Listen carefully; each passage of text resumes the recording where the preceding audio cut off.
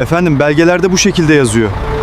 Gümrükten geçemezsiniz bu mallarla. Beyannamede yazan HS kod uyuşmuyor. Merhaba değerli KOBİ'lerimiz. Umarım herkes çok iyidir.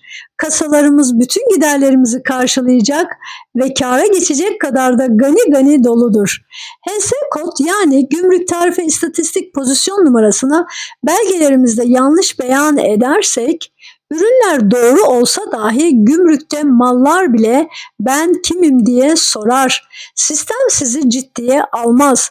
Gümrükte mallarınız uzun süre bekleyebilir, belgeleriniz sorgulanabilir, ek inceleme ve maliyet giderleri oluşabilir, ardiye ve depo giderleri oluşabilir.